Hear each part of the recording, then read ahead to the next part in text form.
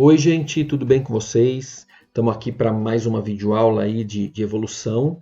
Continuando então nossa aula aí sobre evolução humana. Na primeira videoaula eu falei aspectos gerais dos primatas com vocês. E nessa segunda videoaula eu vou falar de forma mais específica aspectos aí da evolução humana, tá? Então, primeiramente, aí, algumas considerações gerais sobre esse processo aí de evolução humana. Primeiramente, falar um pouquinho sobre a questão do bipedalismo. O que é bipedalismo? Bipedalismo é a capacidade de andar ereto sobre os dois pés. Então isso é algo muito importante, uma característica muito importante da evolução humana, se nós considerarmos aí, compararmos o ser humano com os ancestrais primatas ou os outros primatas que nós temos aí hoje em dia, tá? E quais seriam grandes vantagens do bipedalismo, né? E por que o bipedalismo seria uma característica que surgiu e ficou aí na espécie humana? Então nós teríamos aí que pensar algumas vantagens, mas vou destacar para vocês duas delas, tá? Primeira grande vantagem, ao andar ereto sobre os dois pés, então os braços ficam livres. E os braços livres, isso facilita, né, aquele ser, aquele hominídeo, a carregar alimentos, a carregar seus filhotes e a confeccionar objetos que podem servir, inclusive, e melhorar aspectos da sua sobrevivência, tá? Outra coisa, ao andar com o corpo ereto, o animal amplia o seu campo de visão.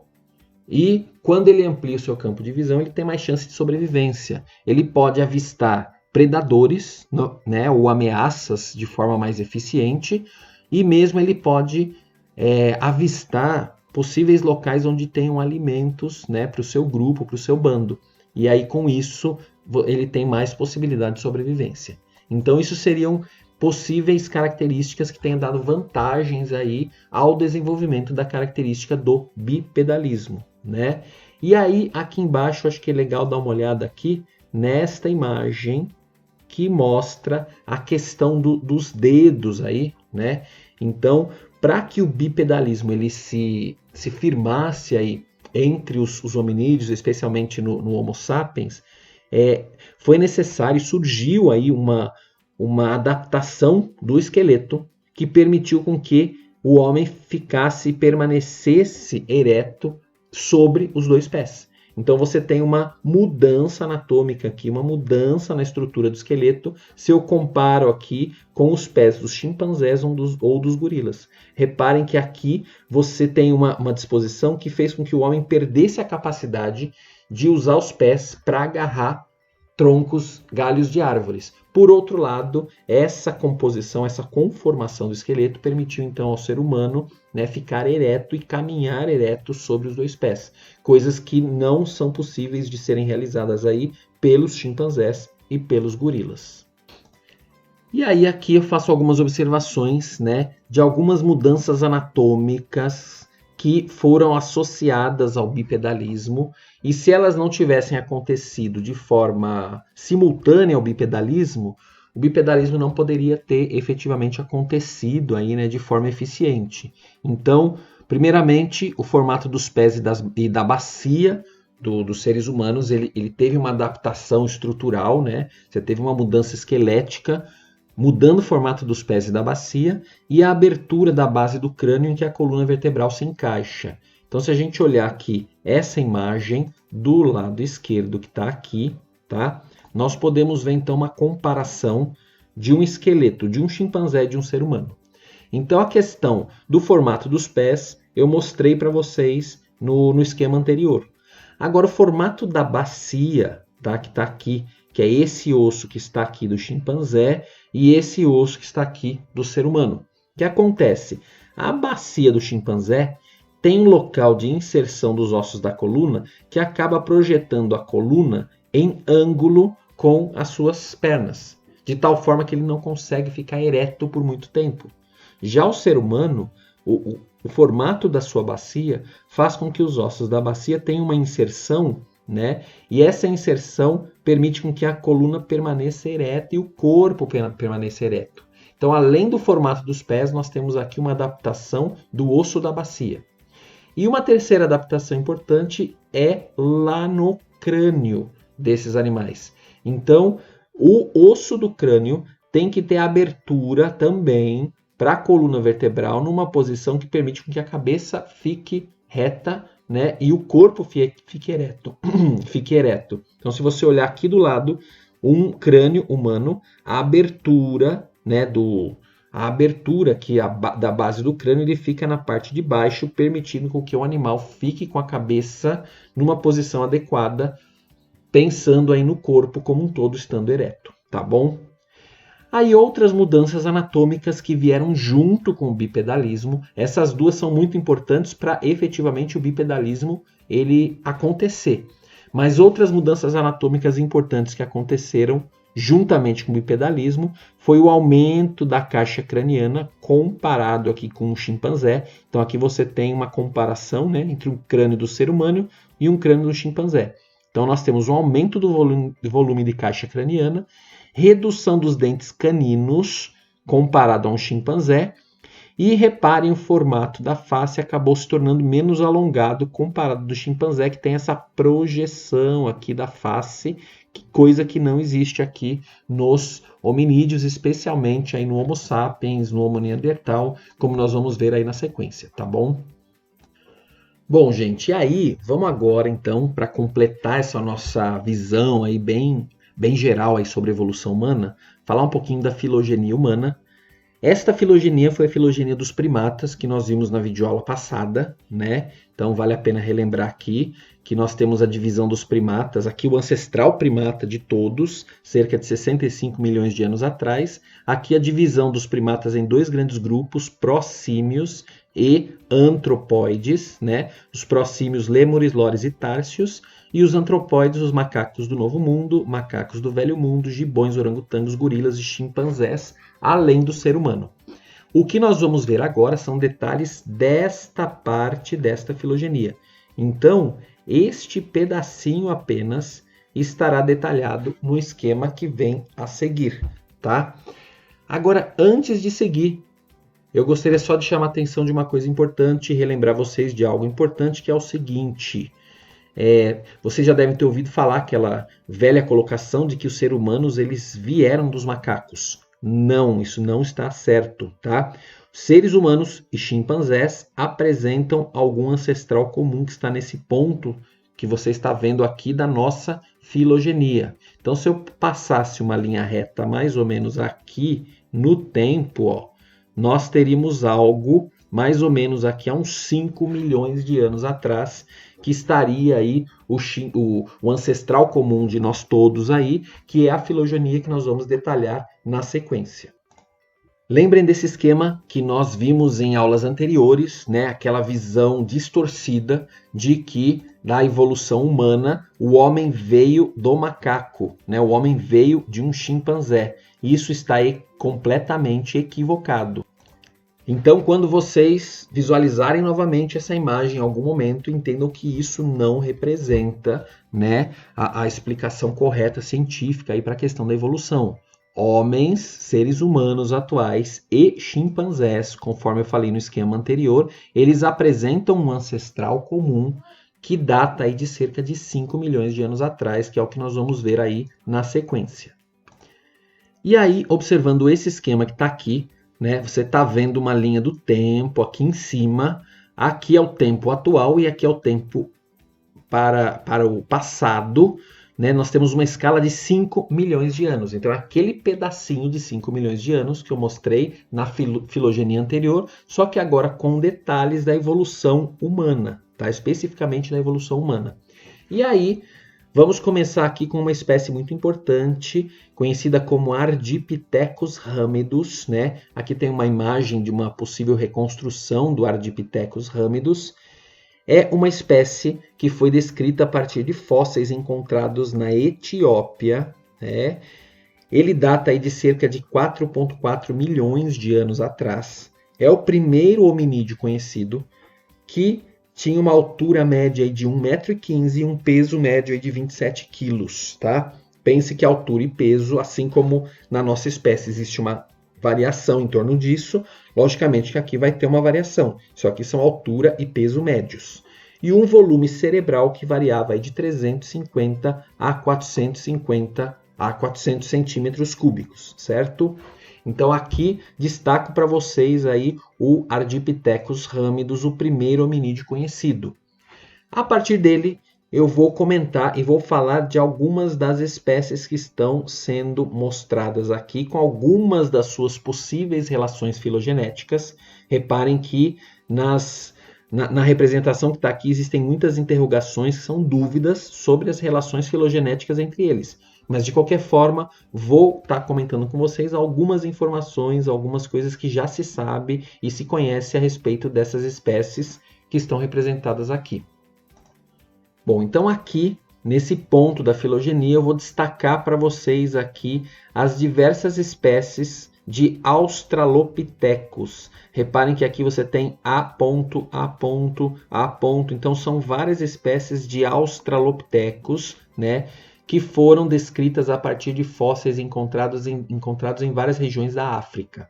E também, na sequência, aí, vou mostrar características deste primeiro Homo, né, que eu vou comentar aqui com vocês, Homo habilis, também fósseis encontrados aí na região da África. Então venham comigo para ver detalhes de Australopithecus e Homo habilis que estão mostrados neste esquema. Então aqui alguns detalhes dos Australopithecus que eu comentei, mostrei para vocês na filogenia, tá? Então nós tivemos aí muitas espécies que foram descritas. Australopithecus significa macaco do sul. Foram encontrados fósseis aí entre 4 e 2 milhões de anos atrás, né? Eles ainda tinham um corpo bastante parecido com o dos chimpanzés, tendo mais ou menos 1 metro de altura e 18 quilos de peso, né?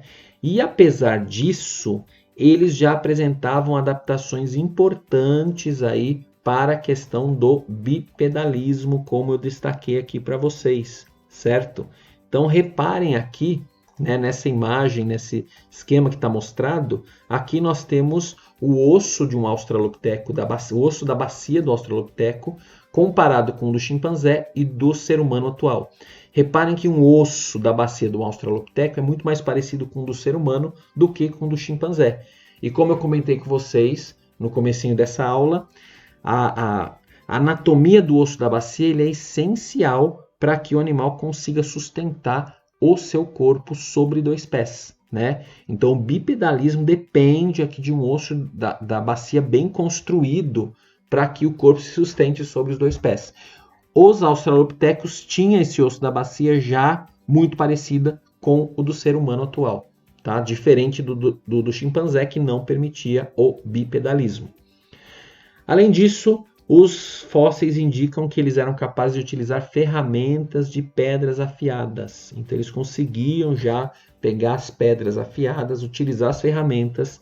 Pense que o uso dessas ferramentas feitas de pedras afiadas era possível graças à presença do polegar opositor e daquele movimento de pinça que eu comentei com vocês na aula passada, característica dos primatas, tá?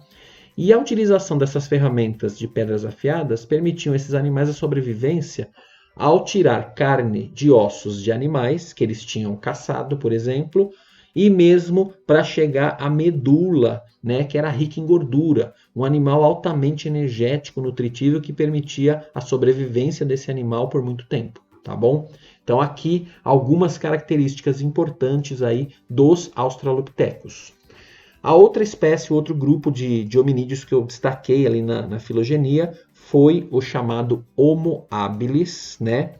Homo habilis viveu aí entre 2,4 e 1,6 milhões de anos atrás, também fósseis ainda encontrados apenas na África, né?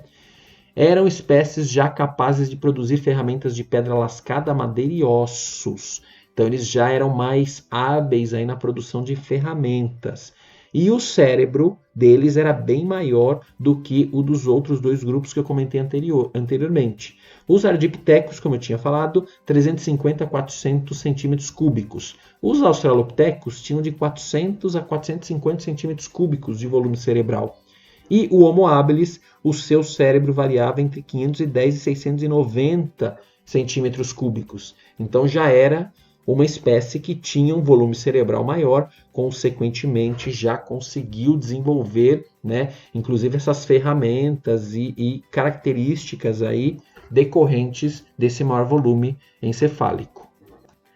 Aí na sequência vamos falar um pouquinho de outras duas espécies do gênero Homo, que seriam Homo erectus, que está representado nesse ponto da filogenia, e o Homo heidelbergensis, que está representado nesse ponto aqui da filogenia.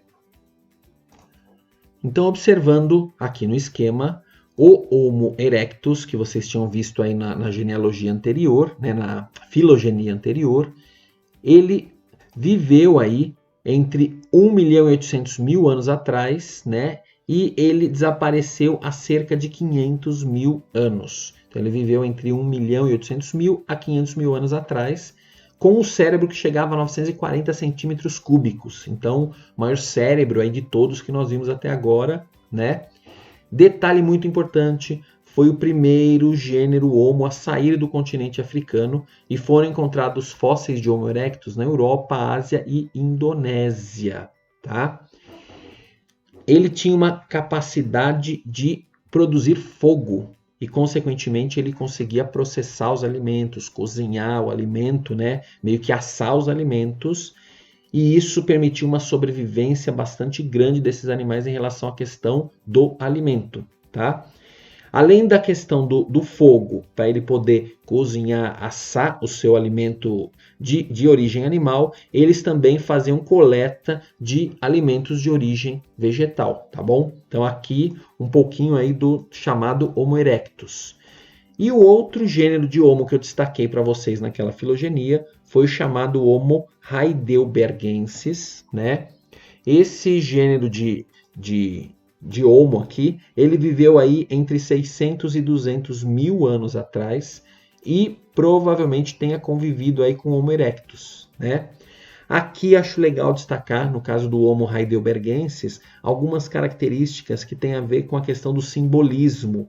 Então, há evidências fósseis aí de que eles enterravam os seus mortos, eles tinham a capacidade de planejar algumas atividades, de se comunicar de modo simbólico e eles construíam abrigos de madeira e de pedra, né? Aqui algumas observações quanto à questão da distribuição geográfica. Também surgiram na África, mas provavelmente migraram aí da África para o continente europeu entre 300 e 400 mil anos, né? Por conta dessa questão do planejamento, eles também tinham uma grande capacidade de trabalhar em grupo, em equipe, especialmente aqui para caçar animais, né? Só que não individualmente. Eles encurralavam os animais para conseguir caçá-los e com isso eles conseguiam alimentos aí de forma mais eficiente, tá bom? Então aqui mais um gênero aí mais uma espécie do gênero Homo, que seria o Homo heidelbergensis. Aí, continuando aqui na nossa filogenia da evolução humana, mais duas espécies interessantes para comentar com vocês, Homo neanderthalensis e o Homo antecessor. Então, vou comentar algumas características dessas duas espécies aí para vocês. Então, primeiramente, falando aqui do Homo neanderthalensis, conhecido aí como homem de Neandertal, né? Então, aqui a questão do tempo que ele viveu cerca de 350 mil anos, até ser extinto há cerca de 280 mil anos atrás. Os primeiros fósseis encontrados na Alemanha, num vale chamado Neander. Por isso, aí o nome neanderthalensis, né? Por conta do local onde foram encontrados os seus primeiros fósseis, certo? Foram encontrados fósseis além da Europa, também na Ásia. E eles produziam pontas de flecha, machados, raspadores, né? Eram bastante hábeis aí na produção de ferramentas para que eles conseguissem caçar e se defender. E há evidências de que eles conviveram aí com Homo sapiens, né?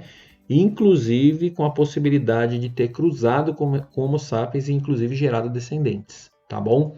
Então, uma espécie importante aí relacionada à evolução humana, o Homo neanderthalensis. Aí, na sequência aqui, temos uma espécie bem interessante, que é o Homo antecessor, né? Essa espécie, elas têm características faciais e dentes muito parecidas, praticamente idênticas aos das populações humanas atuais. E a capacidade craniana dessa espécie aqui é superior a 1000 centímetros cúbicos. Então eles têm o cérebro muito bem desenvolvido, tá? Aqui destaquei essa característica, olhem bem, isso aqui muito importante. Essa combinação de características levou à proposição de que o Homo antecessor seja o antepassado comum dos neandertais, que eu falei aqui, e das populações modernas de Homo sapiens, a nossa espécie. E um detalhezinho desse último parágrafo, que há indícios de canibalismo associado aos restos fósseis dessas espécies, tá bom? Mas aqui, observar aqui que provavelmente eles sejam antepassados aí comuns aí de neandertais e da nossa espécie dos Homo sapiens. E aí, por fim, aqui temos aqui o Homo sapiens, né? Como eu falei anteriormente, o Homo antecessor aí sendo um provável antepassado tanto do Homo de Neandertal quanto o Homo sapiens, inclusive do Homo heidelbergensis, tá? Mas aqui observando algumas características bem gerais aí de Homo sapiens, os fósseis indicam que essa espécie, nós, né, tenhamos surgido aí na África entre 200 e 100 mil anos atrás, tem ocorrido uma migração para a Ásia entre 60 e 50 mil anos atrás. E aí o volume cerebral, reparem, comparado aos outros hominídeos, o maior volume cerebral de todos, é cerca de 1.400 centímetros cúbicos. Lembrem lá dos ardipithecus que eu comentei, né? Volume cerebral é de 350 a 400 centímetros cúbicos. Então reparem a evolução desse volume até chegar no Homo sapiens, que é cerca de 1.400 centímetros cúbicos. E aqui nós temos um aspecto que é a questão da evolução social, evolução cultural e tecnológica, que seria o momento em que nós temos a relação entre duas grandes áreas do conhecimento, que seria a biologia com a história, né? Especificamente essa área que combina esses dois campos de conhecimento para estudar a evolução humana, nós estamos pensando no campo da antropologia. Então a antropologia é um campo da ciência que vai estudar a evolução humana, e para que a pessoa se torne um grande antropólogo, ela tem que ter a visão de dois campos do conhecimento, visão muito boa, que seria a visão biológica, da evolução, da relação filogenética, né, da espécie humana com outras espécies, e além disso ter uma visão histórica e geográfica, ter uma visão da questão da cultura, né? Questão da evolução das sociedades, de comportamento social, evolução de tecnologia dentro de sociedades. Então aqui é um campo muito interessante para quem gosta de biologia, quem gosta de evolução e ao mesmo tempo se interessa muito por essas questões sociais, históricas e geográficas. Eu diria que esse é um campo muito interessante de estudo, de pesquisa, tá bom? Gente, eu espero que vocês tenham entendido bem esses aspectos da evolução humana. Logicamente foi uma passada muito rápida, uma visão bem geral, tá? Se vocês quiserem perguntar alguma coisa, tiverem alguma dúvida, alguma curiosidade, eu estou à disposição. Bons estudos e até a próxima aula. Um abraço, gente. Tchau, tchau.